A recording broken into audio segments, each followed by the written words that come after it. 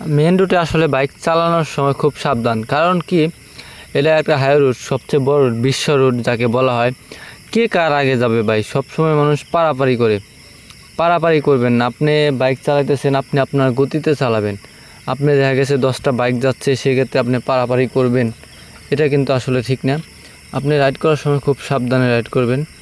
আগে পিছে গাড়ি অনেকটাই ওভারটেক করতে পারে, সেক্ষেত্রে আপনি ওভারটেক করলে সমস্যা নেই, আপনি আপনার স্পিডে যাবেন।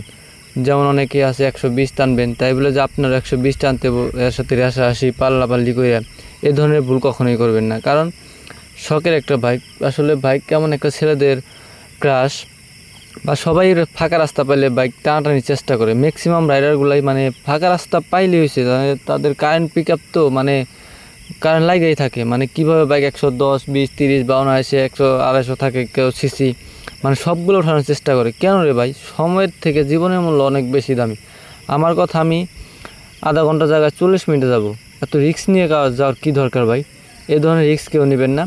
আপনি আপনার গন্তব্যস্থানে যাবেন, আপনার দেখা গেছে আরও 2টা বাইক একসাথে আপনার ট্যুরে গেছেন, ওরা টানাটানি করতেছে, আপনার টানাটানি করার কোনো দরকার নেই। আপনি 10 মিনিট পরে যান, ভুলো এই কাজটা কেউ করবেন না। এই কারণে ম্যাক্সিমাম আমাদের বাংলাদেশে অ্যাভেলেবেল দুর্ঘটনা হইতেছে। দেখা গেছে একটা বাইক যাচ্ছে